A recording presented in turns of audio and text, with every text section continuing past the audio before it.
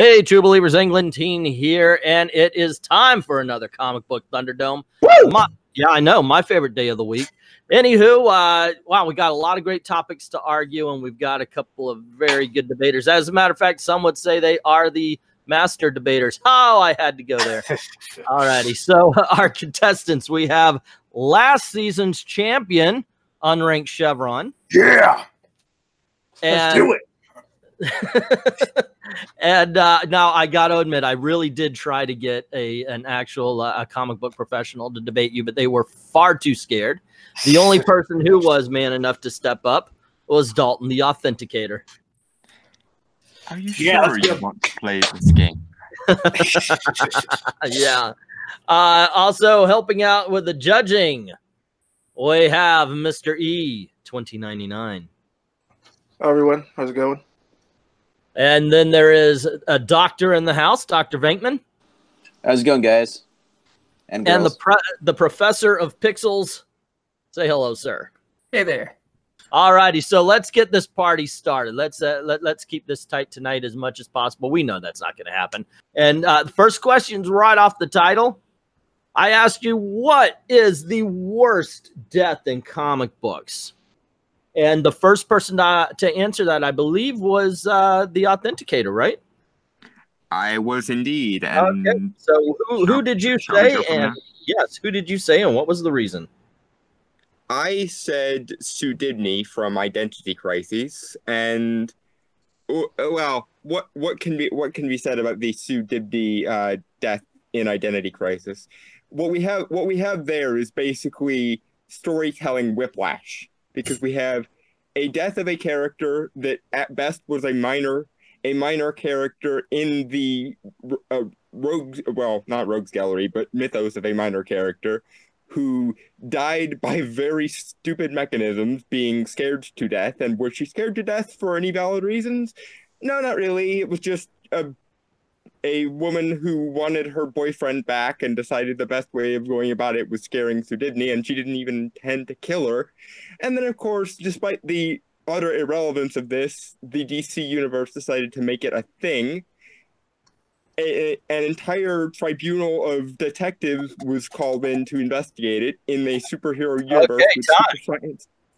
Alrighty, and your answer was and why, Unranked Chevron? So my answer was Alexandra DeWitt, a.k.a. Kyle Rayner's girlfriend, a.k.a. the woman that Gail Simone has been obsessing about for almost 25 years now. It's very difficult to separate the death of Alexandra DeWitt, who was, of course, killed by Major Force and then stuffed into a refrigerator, left for new Green Lantern Kyle Rayner to find. It's very difficult to separate that from the cultural impact that it had, because there are very few things in comics that have had a cultural impact like that for all the wrong reasons. This wasn't, Barry Allen dying in Crisis on Infinite Earths. That was a very satisfying death. This was a completely pointless death that ended up kicking off a whole minor cultural phenomenon that is stretched into, it was still being mentioned as late as last year with the Deadpool 2 movie. But even if you strip it from the cultural impact, it's just such a pointlessly cruel thing. Alex DeWitt was a cool character. She was a girlfriend that actually helped Kyle Rayner, helped him with his powers, and then she's killed by... Damn. All righty. Well, okay, no, those are good opening statements. So you guys have 4 minutes. Tell us why yours is the worst, more of a worse death than the other one. Go. So one thing about Alex DeWitt is that Major Force has never really suffered for that. I think Kyle beat him up a bit, but he's still been around. He's still been terrorizing people. He's still been doing his thing. So there were never any negative consequences for this. As rough as the death of Sue Dibney was, Identity Crisis was a huge story, and that her death was central to that story. So it had... Yes. And what exactly were the consequences of that story? Oh, well, nothing really, except for all the bad shit that came out of it. That led into the status quo of things like Countdown, Cry for Justice, Amazon's Attack, all sorts of bad storylines like that. Not to mention the actual string of deaths it tangentially caused. Captain Boomerang, Jack Drake, one of the original Firestorms, and so on and so on. And yet, most of the time, this isn't even considered a relevant thing. You kept going on about the cultural impact of Alexandria's death, and that's one better than Sue Dibney's death can cause, despite the fact you that just had this whole the spiel about all the stuff that Identity Crisis caused, though. Yeah, but none of it was directly relevant. All of it was tangentially relevant, and it was mostly only a very bad era of comics. At least with Alexandria's death, it led to a lot of good character building for Kyle Rayner. He refused Parallax. He refused Neuron. And it's a famous trope in comics to this very day. Whereas to Disney, it's just irrelevant for the most part, except for all the stupid shit she caused. You want to talk about bad stuff that happened? Her being fridged, as we can now call it, because that's a term now because of this. That is what gave Gail Simone her into the industry. And even though Gail Simone is a good writer in her own right, that style of like very feminist, very progressive, social media heavy influenced style of writing that she brought in is what's been messing up comics ever since then. Ever since, you know, at least the early 2000s at this point when she started to become really big. You don't think she would have found another way in? We don't know. You can't say that. I mean, she might have. But we know that that's how she got in. And like I said, the director of Deadpool 2 was forced to apologize for quote unquote fridging Marina Baccarin in that movie. And so you cannot treat a female character roughly anymore because of that. And what's the actual outcomes of the fridging? For one thing, it was treated like a serious death, i.e. she was strangled to death and put in a refrigerator, as opposed to, oh, I accidentally scared you to death with size-changing technology, and that's not even relevant to anything. Whoops. Jean Loring gave her a stroke, didn't she? That ended up killing her? Or an aneurysm? She scared her into a stroke. But that's never framed as the darkly absurd thing it is. It's always just, I guess that's how she died. The murder itself is more relevant than how she died, whereas fridging is, as you say, a thing that has been kind of embraced as this absurd dark thing that people pay attention to. I'm going to starting with Unranked Chevron. I'm going to give you 30 seconds each to close out the arguments, so you can rebut the point he just made, and then you got time. So go, Unranked. When Sue Dibney died, that panel of elongated man literally falling apart as he's holding her body, that was, I believe, Rags Morella said that was one of the most powerful images that he drew of the whole book. So her death was treated like a very serious thing, and it kicked off one of the biggest stories at the time, whereas Alexandra DeWitt's death, it was this small, petty, pointless death that, and Gail Simone, whatever you think of her, she is right that that's a cliched thing, to kill off a family member to give them motivation. Now, Dalton, you have 30 seconds. Start now. Well, let's look at all the things that Sue Dibney's death actually caused, because like I said, most of what Alexandria's death caused was really good character development. We have a panel of the greatest detectives and scientific minds in the DC universe failing to find anything despite advanced technology and deductive skills. We have characters like Firestorm and Captain Boomerang being killed irrelevantly off panel just because this is the thing. All righty. You know what? This is Comic Book Thunderdome, ladies and gentlemen. I thought y'all made some really good arguments. However, I do have to be, I have to step up when somebody says something and put that out there. The way Sue Dibney was killed was Jean Loring used her husband's technology, jumped through the phone line, entered into her head, and caused a brain seizure because she was standing on her brain. There you go, gang. Those are the arguments. Let's start with Professor Pixel. What'd you think? I think I'm going to have to give it to Unranked. I think I'm going to have to, because... Okay, what was the points that were made? It was just the overall... He brought up point after point. Fridging is now a thing because of this death. Gail Simone was right, is using it as a cheap way to motivate a male character. And I just think overall, Dalton did good, but Unranked did it better. Okay. Okay. How about you, Mr. E? Where do you stand on this particular one? I have to give it to Dalton. Just because something is a cliche doesn't mean that it's used bad or isn't part of a good story. I think that Alexander Twitch's death did have a purpose, and it did serve the narrative really well. That was a better story in part because of the death of his girlfriend. So I'm giving it to Dalton. Okay, so we're going to go over to Dr. Venkman. Where do you stand on this one? I'm kind of down the middle, but I'm slightly more with Dalton because Alex DeWitt, yeah, you're looking for the worst character death. Where you look at Alex DeWitt, she's not really as she has more of an impact. I'm gonna say because she has more of an impact is the fact that they became more famous, but it doesn't mean that just because you're famous doesn't really it's a bad. What do you think about the art? Like, what point did Dalton make towards Unranked Chevron's argument? What did you not like it? Well, I'm just going with baseball and ranked. Ranked was trying to bring up that he brought up the whole Deadpool 2 thing, and they're trying to apologize for that.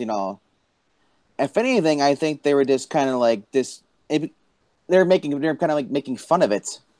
No, they really weren't. They really had. But bringing it. All righty. Well, Dalton gets the first point there. I did like Dalton's argument a little bit better, and part of it was because some of the things that you said unranked, I thought Dalton made his own and then volleyed it right back at you. And overall, I just thought he made the stronger argument. We're going to move on to the next question. What is the best mature readers comic book? This is the best comic book aimed at mature readers. Now, Dalton, you won the last point, so we're going to let you speak first here, and you can take a minute to tell us what you picked and why. I said Neil Gaiman's Sandman, and I genuinely believe that it is one of the best comics full stop ever written, not just one of the best mature books ever written. For one thing, it touches on a lot of Gold and Silver Age mythos, which makes it rather unique among books for mature readers in that it's not ashamed to be a comic book or related to a comic book universe. Not to mention, it touches on everything from ancient Rome to Shakespeare to noir stuff to just general mythology. And it has one of the most intricately woven and straightforward mythoses you can ever bring up because of the wonderful writing by Neil Gaiman was not just a retcon, it was an inclusive retcon that rather than try to decide what was in and what was out, decided everything's in. All righty. Unranked. What did you choose and why? What is the best mature rate? That's what about. You know what I'm trying to say. So I also went with a DC Vertigo title. I went with Bill Willingham and Mark Buckingham's Fables. So Fables, it was a story about fairy tale characters living in the modern era, and it told a continuous story over 150 issues, and it was this really, really impressive blend of action, of humor, of character-driven drama, of high-concept storytelling. It just did a really good job of telling this really, really solid, really entertaining story.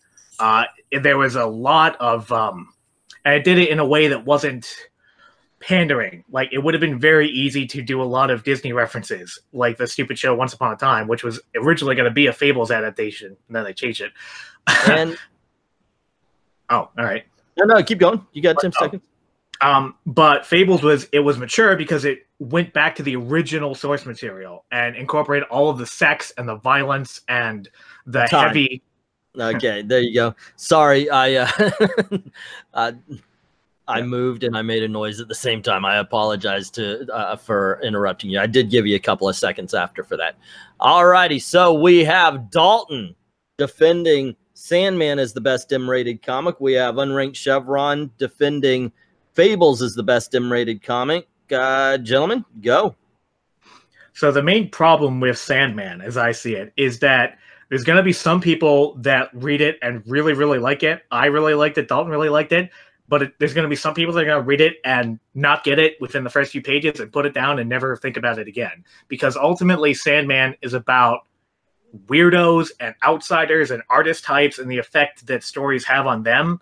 And I don't think that that's necessarily relatable for everyone. Yeah, whereas Fables...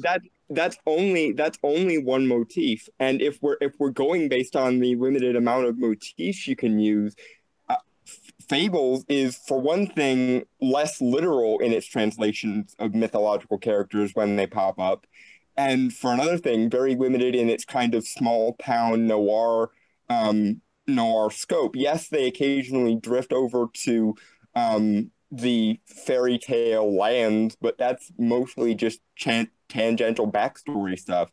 I think it being less literal, though, is a good thing, because there's a lot of issues with Sandman that are like they just took an old myth or an old story and then inserted dream into it in a way, whereas with Fables you had this continuous narrative of characters that are heavily inspired by these fairy tales, and yes, they're not exactly one-to-one translations of them, but that means that they, as they get developed more and more, they feel more like real characters, and it's a much larger ensemble cast than Sandman had, which is saying something. And every one of them feels fleshed out. All of these old, mostly European fairy tale characters that you get to see the full extent of what they meant back then and nowadays. Well, I mean, a large part of Sandman's story was also him. Was also his historical and cultural impact. A lot of what you just dismissed as just dismissed was that basically he was, relevant in the French Revolution. He may have actually given the line that John Constantine sprang from his powers, not to mention all the times he's crossed over with characters like John Constantine, the Martian Manhunter, and so on and so on. And also, what you have with Dream is a kind of universality that you don't have with Fables.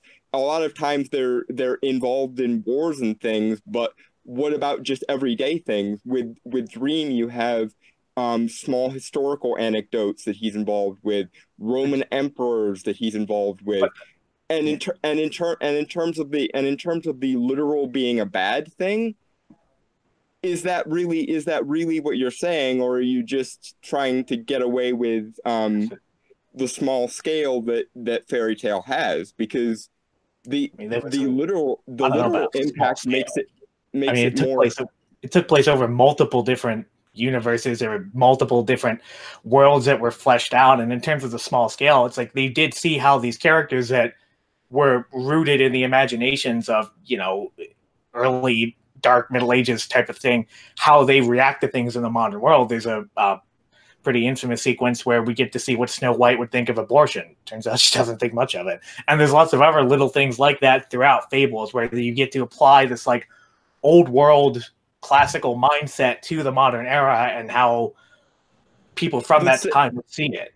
The same is true of Dream, but you also get to see him mature throughout the centuries. And what's more, you actually see him having an overall impact on the universe. A large part of the mechanics of Fables is them trying to keep themselves secret, but Dream doesn't have to, because Dream is a force of nature. He's a being, yes, but for the most part, he is the essence of Dream. And in all honesty, in the Vertigo universe, you could make the argument that the magic of Fables. I'm going to stop you there, and I'm going to give you the 30-second closing argument that I did. Let's start with Unranked Chevron. Okay. So the thing about the why they had to keep themselves secret is because they were individual fleshed out characters, and you had just the sheer the scale was in how many there were. Yes, they interacted in relatively small ways, but as the story progresses, you find out just how deep this large ensemble really is, and all of the really usually terrible things that they've had to go through in their past lives. So the seeming simplicity of it masks this much larger. Alrighty, and Dalton.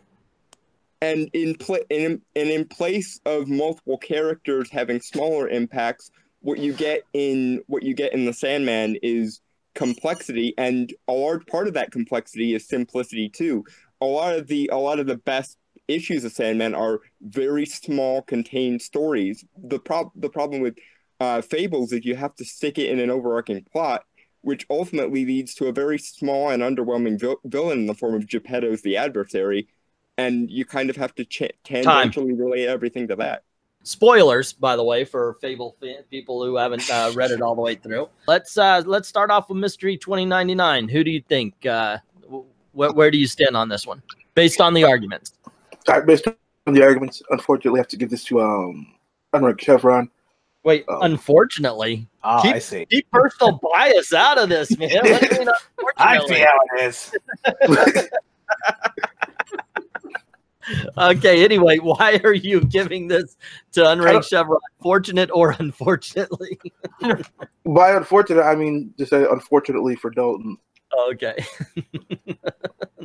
So what was it that nailed you? What was his argument? I did like his argument that because it was smaller and more contained, you got to go in a bit more depth with the characters, and taking these characters from folklore and not doing the whole Disney-fied version of them, but how they actually were. Mm-hmm. And I do like that Fables is kind of more of a noir story with Bigby, and I do like Sandman as well, but some of the bigger concepts that Dylan was mentioning about kind of escaped me. Mm-hmm. Okay, Pixel. Based on the arguments, where do you stand, and what point did either one of them make that swayed you?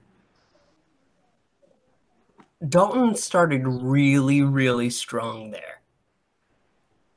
Okay. But as he went on in the argument, he focused more on what it felt like.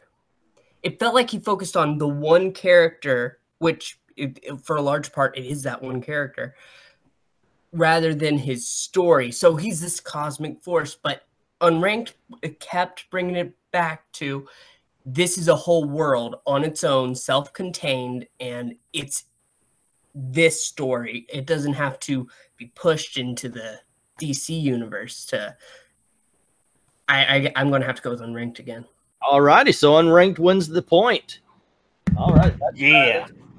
Frankly, out of the two, this is like Sophie's Choice right here. These are two excellent child, yeah. Yeah, these are two excellent books. So I'm listening. I'm going, wow.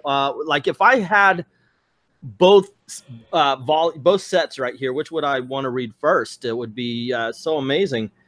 So I was listening to your arguments. I thought both of you made some good arguments. Some of you missed some points. And I thought, wow, I would just go complete Lucy on Charlie Brown and be like, Fables has a Telltale game. Does Sandman have a Telltale game? No, how can you be an awesome comic book if you don't have a Telltale game? Move on to the next question. And this one, I got to admit, sometimes when I get somebody on, I do cater a question or two to them. I know Dalton's fandom a little bit more than I know yours, Unranked. So this one came basically to cater to that fandom.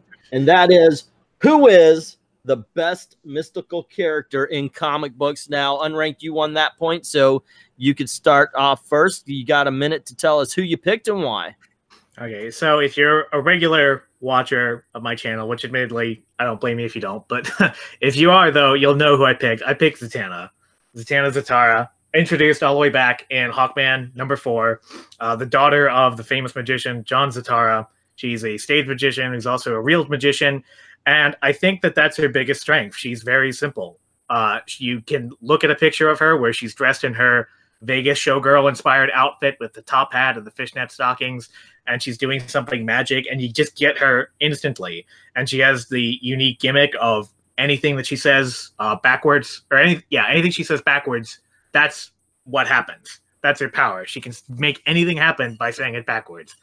And I think that just that simplicity and just that sort of fun element that is often missing when you get into this really heavy mystic stuff is easily her biggest strength, that you can tell pretty much any kind of story. All righty, Dalton, you got a minute to tell us who you picked and why. As sort of a corollary to my last point, I chose Dream of the Endless. He's one of the greatest characters, in my opinion, in comics ever written. He has been around for centuries, or rather millennia, pretty much since the dawn of existence. And through that all, he's been a very simple character. He's very by the book. He's very proper and literal in his mannerisms, much unlike his sister. And he has a job to do, and he enjoys sort of being a regal figure. This is a character who can waltz into hell, sass the devil in front of the aristocracy of said hell, walk out of hell, and then later be called by the devil to look after the key to hell when the devil quits. Time. All righty. You guys have 4 minutes. Go. The problem as I see it unranked with Zatanna is you call it simplicity. I call it unrealized potential.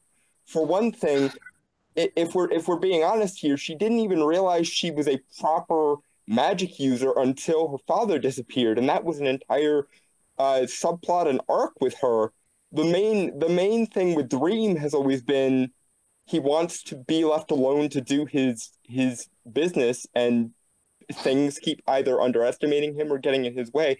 With Zatanna, she loses her powers at the drop of an emotional hat. I mean, how many story arcs have been won and lost with her just because she had a trauma done to her and she lost her powers, or she did something frankly kind of underhanded and inescapable. As a reference to my previous argument about Sue Dibney, she was the one that did the Justice League mind wipe. And what's more, she has so much natural magical potential. She has so much blood magic, and she never actually learns to do anything with it. And that's part of the thing. She's too happy being a stage illusionist, which is in and of itself kind of traitorous when you think about it. And part of the reason for that is that she's happy with who she is. And this is what I talked about being entry level, is that you can do pretty much any story with Zatanna. You can do a really straightforward superhero story. You can do like a noir style story. You can do these really crazy mystic things where she's going into different realms and meeting these different personalities. Did we not just get done essentially dick measuring over the versatility of our various characters in the previous argument? I don't think we have. When it comes to Dream, you can do small stories like 24-Hour Diner or the Serial Killer Convention, or you can do really big grand stories where it's him and literal gods. And there's an old quote. It says that every writer's first folk main character is them writing themselves as either Faust or Christ, and that's very much what Dream feels like to me. He feels like he's very much a sort of author instinct. A Christ figure who is so flawed he sent his girlfriend to hell for defying him, and then had to spend an entire arc redeeming him.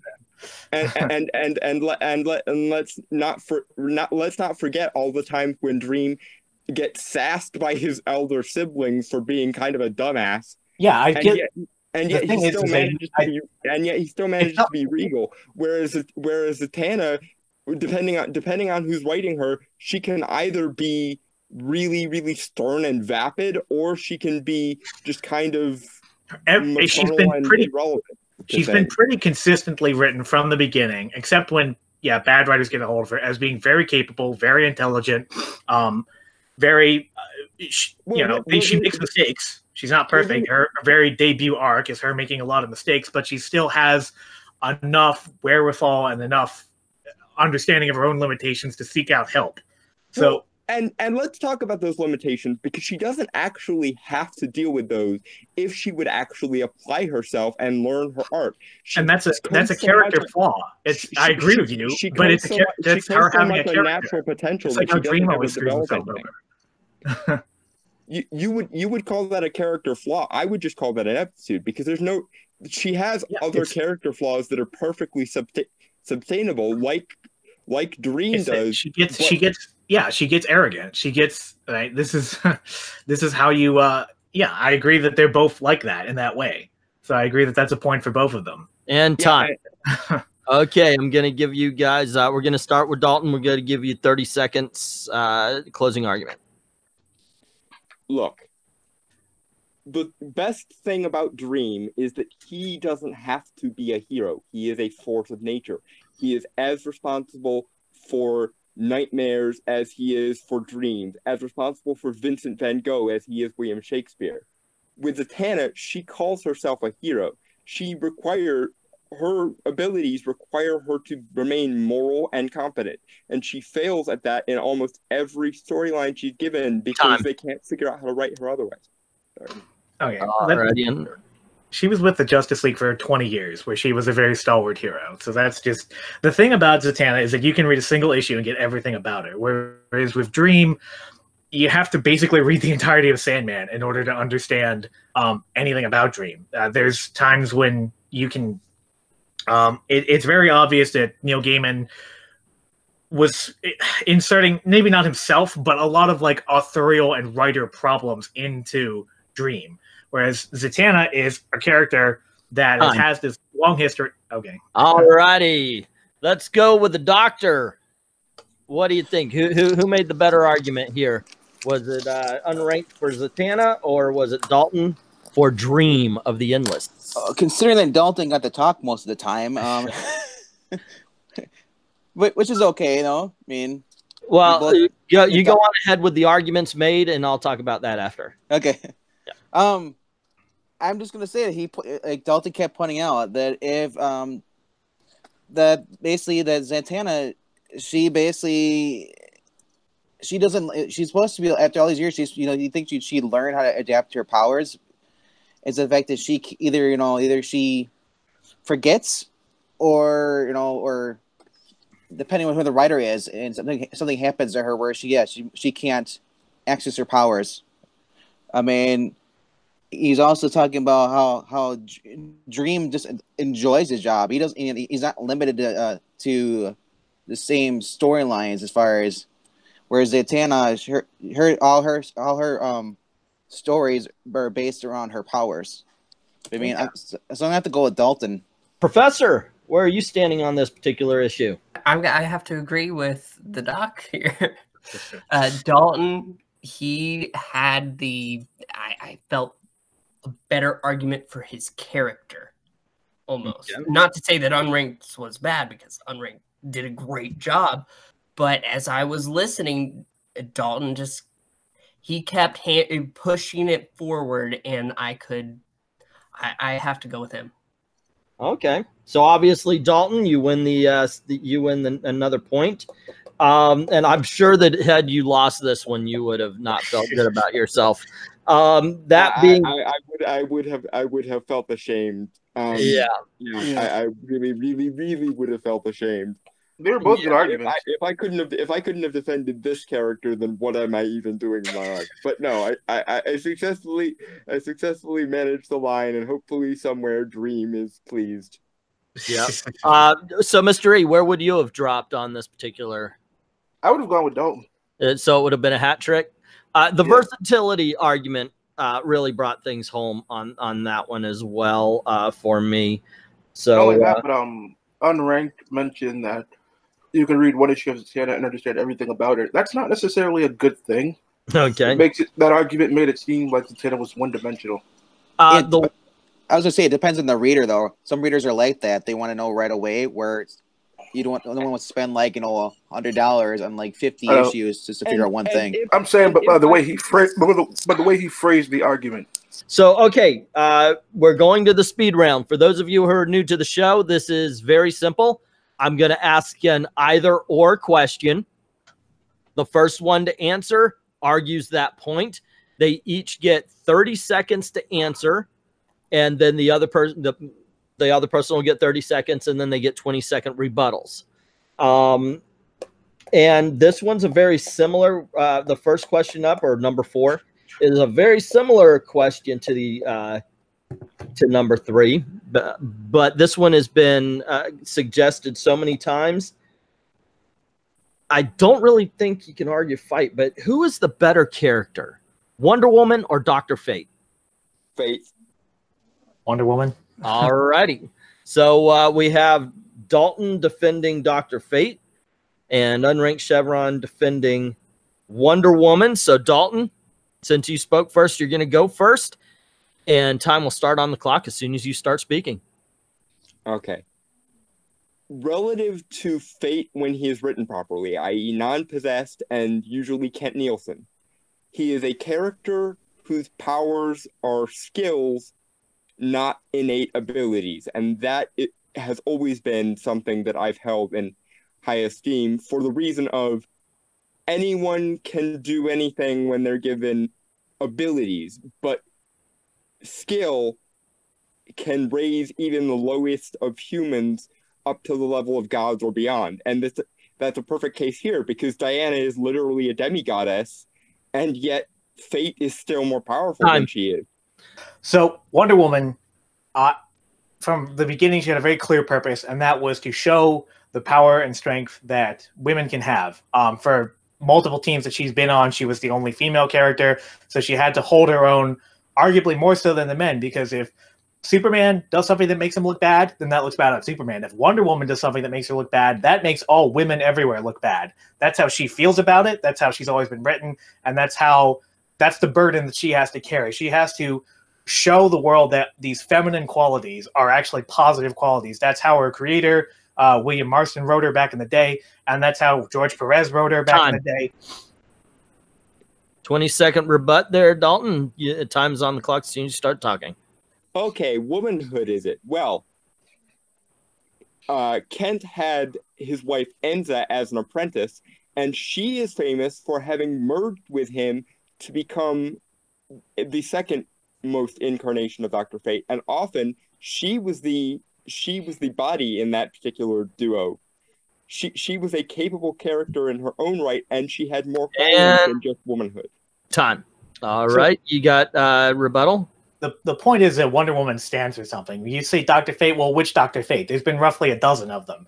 Dr. Fate is whomever the writers need to be. He could be this really amazing guy who knows exactly what he's doing, or he could just be some guy who just happens to have power. But Wonder Woman has always been written as someone who maintains this very, very high level of martial proficiency and power, and is expected to be as responsible as humanly possible for using it. Don't think we've started with you for a while there, Mr. E. What do you think? I would say Dalton, because he mentioned the Dr. Fate's abilities being skills.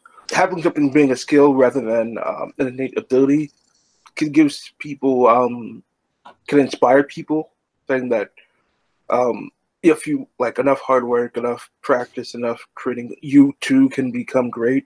Whereas Wonder Woman is innately powerful, innately strong, and like there's no way that anybody can become like her. Professor, what do you think? I have to disagree with Mr. E here. I think Unranked won that point. When he brought up which Dr. Fate, I thought that is a really good point there, because to be fair, I specified. Well, yes, you did specify, but then you went into his wife. Yeah, was it Dr. Fate incarnation? So when you talk about Wonder Woman, there's only one Wonder Woman, really. So I think that is my winning point there. Like, the thing is you could have brought that up, because there has been more than one Wonder Woman. Artemis Hippolyta has been, Hippolyta has been. But let's not influence too much, because we have one more judge to talk to, because this is a tie. Dr. Venkman, where do you stand?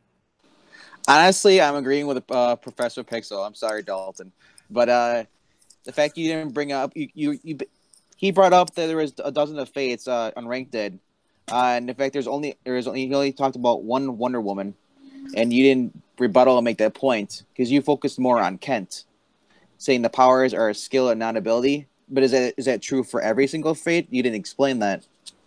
Okay. All right. Well, hey, you know what? That was his last rebuttal, though. I didn't get a chance to answer that. You know what, though? That is, it was a great argument either way, and it was a hard argument. It's not going to be as hard as the next question, but it was. There actually was one argument I was waiting for Dalton to bring up. What was? When Unranked Chevron mentioned Wonder Woman's morality, how like she does the right thing and everything. Oh, yeah. I was waiting for him to reply, snap Maxwell Lord's neck without trial in front of everybody. Yeah, but she did that because Superman was on a rampage and would have killed a lot of people. I actually am A-okay with what she did. She could have rendered him unconscious. You're right about that too. You're right. But there is one thing you're wrong about, and Eric Breen is right. Linda Carter, the one true Wonder Woman. Yes, let's go on to the next question here. And this one's going to be harder for one of you than it is for the other. So make sure you're answering quickly and being completely honest here. Batman 1989, good or bad? Good. Okay, so Dalton, you're arguing that Batman 1989 is a good movie. Unranked, you are arguing that Batman 1989 is a bad movie. 30 seconds on the clock to tell us why this is a good movie, Dalton, and time starts when you start talking. For most of the generation before the 89 movie, Batman was largely reduced to a joke. This is the movie that inspired Batman the Animated Series, that brought back Batman's seriousness, that brought back style and substance that really hasn't been matched since by any incarnation of Batman. And all of Tim Burton's style in this movie added to the gothic art. Unranked Chevron, why is Batman 1989 a bad movie? Nobody wants to hear it, but the 89 Batman movie is unbelievably cheesy. If it weren't for Jack Nicholson as the Joker, who's just hamming it up mostly as Jack Nicholson, I feel like this movie would not be nearly as well received as it is. Batman's supposed to be a somewhat, at least realistic, street-level vigilante, but the world he inhabits is not at all realistic. It's this weird amalgam of all kinds of different Art Deco styles and whatever else. Everybody is just really cheesy. Michael Keaton never, ever comes off as this tough guy vigilante. 20-second rebut there, Dalton. I would disagree. I don't think it is supposed to be quote unquote realistic. I think it's supposed to be dark, rich, and profound. And on that level, it succeeds at every turn. The Art Deco style and the Gothic elements are a return to something we hadn't really seen since the Golden Age. And 20-second rebuttal there, Unranked. The point is that the Batman 89 movie, it does not. What element of Batman does it really capture? He kills a lot of people, so it does sort of return to that 30s, but then there's other elements that are straight out of the 1960s and they're just really silly. And like I said, Michael Keaton never ever comes off as being believable as Batman. Now, Professor, why or who made the better argument for, and remember, you can't put your own feelings into it, but who made the better argument for whether it's good or bad? Well, I think Unranked had a uphill battle here. I'm going to have to go with Dalton because he is right. It is cheesy. Dalton kept bringing back the points. It inspired the animated series. But for the most part, I think Dalton had more of a strong argument throughout the whole thing, whereas Unranked kept on pushing. It's cheesy. It's cheesy, and that wasn't enough to convince me that it's a bad movie. How about you, Dr. Venkman? I'm going to go with Pixel. Like, I agree. He kept Unranked. He had an uphill battle. He kept saying that it was super cheesy. He kept saying that Michael Keaton's not serious. He repeated like 2 times for each of them. Where Dalton was talking about, this inspired so many more things. You know, before this, you had the cheesy 60s Batman TV series, and with this, when this movie came out, you saw a more of a darker, more serious Bruce Wayne and Batman. too late. I realized what my argument should have been, but should have pointed out that it was way too similar to Edward Scissorhands and Beetlejuice. Oh, okay. Yeah, yeah, it is. Too late for that, but that's what I should have said. Yeah, by the time I would have just rebutted with, dude, Batman has always been, or has always had those qualities. I mean, he's essentially DC's takeoff of the Shadow. So okay, so I've got a serious question here. We're gonna move on. We got a very serious question here, and this one has been on in my book since season 1, so it's been here for a long time, waiting to be asked. What is the absolute worst? The worst, and I'm telling you, you need to hear that word. The worst snack to eat while reading a hard copy comic book. Cheetos. mozzarella sticks. We have Unranked Chevron arguing that Cheetos are the worst snack to be eating while reading a hard copy comic. And I did have to add that to it because now you could say, well, digital. And Dalton's going to be arguing for mozzarella sticks. Sir, Unranked Chevron spoke first, so you've got 30 seconds on the clock as soon as you start talking. So any form of potato chip, any high sodium, high oil food is going to be bad for you. And Cheetos, not only are they a kind of potato chip, which has those, they also have cheese on them. So you take even one, you even like come within 6 inches of one, and cheese is just going to magically apparate on your fingers. And you try to turn the page, and now you've just smeared not only your own bodily oils on them, but you've smeared all the crap that they put in the food. The cheese is just—it's never going to come off, no matter what you do. All right, 30 seconds to tell us why cheese sticks are the worst snack there, Dalton. Everything that Unranked just said about Cheetos is true with mozzarella sticks, and worse. Because what you have with mozzarella sticks is melty cheese, oil from fryers, which is far worse than anything that's going to stick to Cheetos from inside the bag. And at the very least, you can try to be delicate with your book while you're eating Cheetos, so the orange doesn't stick to it too badly. But if you're eating mozzarella sticks, there's a likelihood you might get cheese all over. The obvious problem is that, like, in some places anyway, it's not easy to get mozzarella sticks. So even though there are elements to mozzarella sticks that may be worse, you're much more likely to have Cheetos or Cheesy Puffs or some kind of cheese-flavored potato chip at your disposal at whatever local convenience store. So if you were, for whatever reason, trying to snack while eating comic books... 20-second rebuttal there, Dalton. Availability is not part of the argument. The argument was worst. And qualitatively, like I said, everything that's true with Cheetos is true with mozzarella sticks, but worse. And you can get mozzarella sticks in like stores and make them yourself if you want to. So there's no way this availability argument is even relevant, let alone. So anyway, let's go over to Mr. E 2099. Who do you think made the best argument for the worst snack? I think Dalton, because Unrec really lost a lot of time with that availability argument, and Dalton pretty much just batted it away. Mm-hmm. And I think Dalton mentioned the oil of the cheese sticks being bad for the book. That was a very good argument, in my opinion. Okay, let's go with Dr. Venkman. What do you think? I'm gonna go with Unranked. Just the fact that you said that the Cheetos are more available in the grocery stores, you know, or any convenience store. Even if you buy them at the comic book shops, you know, the Cheetos are everywhere.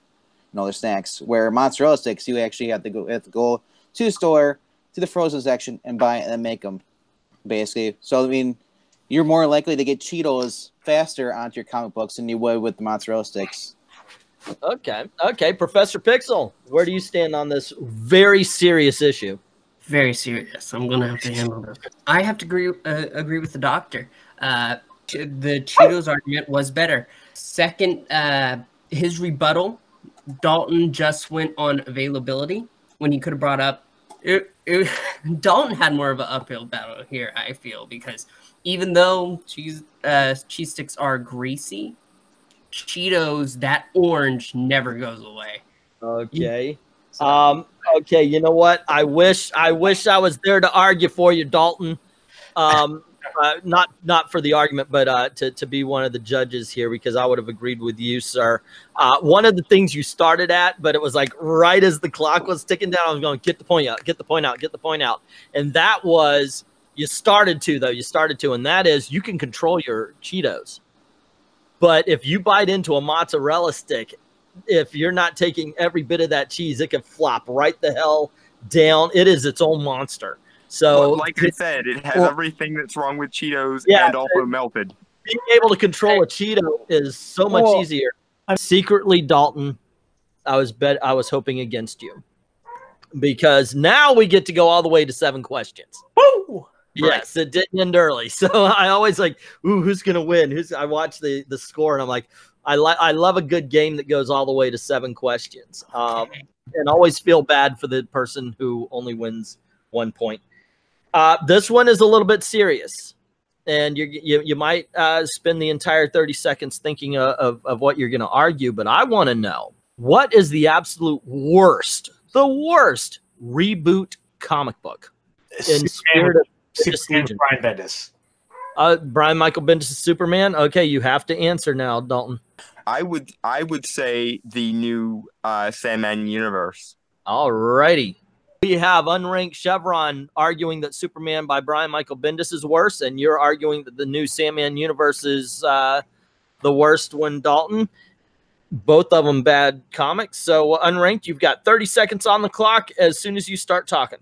It's so funny to hear Brian Bendis talking about how he wanted to write Superman. He clearly had a vision for Superman, and then we finally get it, and it's just the same, Whedon-esque dialogue that he'd been doing at Marvel, the same nonsensical scripts, the same crap that he'd been getting away with at Marvel. And the problem is that he canceled so many good comics to achieve this vision. He canceled this ongoing Superman of Dan Jurgens. He canceled Super Sons. He canceled all of the Superman stuff they did. Okay. Here's the thing. You said that Brian Michael Bendis had a vision. Yeah, at least he had a vision. Gaiman outsourced half of the shit he was doing with the new Sandman universe. And what's more, a bad Superman story is a dime a dozen. 10 or 5 years from now, this is going to be gone and changing with the wind. You only get so many cracks at Sandman, especially with Gaiman still alive, and this was an absolute failure. Not to mention the fact that Daniel shouldn't have even taken over for Dream, so this comic doesn't even have a right to exist, whereas Superman is at least Superman. So, okay. Well, you got to blame Gaiman for Daniel taking over. And anyway, this is not going to go away. Bendis's effects are still being felt at Marvel and in the cinematic universe to this day. So, no, it's not going to go away. This is going to be forever. This is the new Superman. And at least with the Sandman stuff, they gave a lot of, kind of indie writers a chance to shine. Whereas with this Bendis thing, it's just him dominating the line just like he did before. Okay, Dalton, 20 seconds. Okay, but you say that, but they probably said the same thing about Chip from the New 52. You say that not acting as though there haven't been 70 years worth of Superman reboots and deboots and every other thing. And at least Brian Michael Bendis was involved. Gaiman outsourced most of his shit. And yeah, indie stuff is fine, but not if there's no quality behind it. All righty. Wow, that was passion right there, man. Dr. Venkman, let's start with you, sir. I'm gonna have to go with Dalton, because he just kept hammering him. He'd hammer one thing out, and then to get passed back, and he'd hammer right back towards him. The fact that you said that bad Supermans are a dime a dozen. Bendis might be ruining the character, but who's to say that Bendis is gonna be there forever? Look, they said that about remember Marvel. Bendis was there for a while, and then he moved to DC. So yeah, and they're still feeling the effect. Oh, sorry. Yeah, okay. Yeah. Right. I'm not saying that Bendis, is gonna, he'll still have a lingering effect. But I mean, he's not writing every single title though. All righty. So, Mr. E, who would you go for? Who do you think made the better argument? I go with Dalton, because Superman is an ongoing book that's been going for decades, and it's fluctuated. We've had good runs, we've had bad runs. That's nothing new. But Sandman was a really good series that could have just ended right there, and then they decided to continue it, which was just a bad idea. So they took something that was completed and that was done and that was good, and decided to continue it and kind of ruins what was already there. While with Bendis, we can pretty much just wait until he's done, because you know he's not going to be writing Superman forever. I don't. This is a flash in the fire. Okay, so that means Dalton won the point. Dalton won the game. That was awesome. I think that was a really good argument. I thought. Go on ahead. Yeah. Honestly, though, I would have given the last point to Dalton if I were a judge, so I guess it's fair. There you go, gang. That was this week's Thunderdome, edited down for you a little bit. I hope you enjoyed it. If you like what you saw, please click like, share, subscribe, of course, if you haven't done it already, and click that notification bell. That's what YouTube really cares about. Also, if you want to be a part of the game, just message me at Englandteen on Twitter, or put it down in the comment section of this video here. Don't forget, if you want to support the channel, go on over to Patreon or to Ko-Fi, or even to BitChute, where you could just basically drop $1 in the till, help us make videos for you. And on Ko-Fi, I am now doing commissions, so you get to tell me what videos I should make. I'd like to thank everybody who's already done that, and to everyone, all of the true believers, thank you very, very much for watching.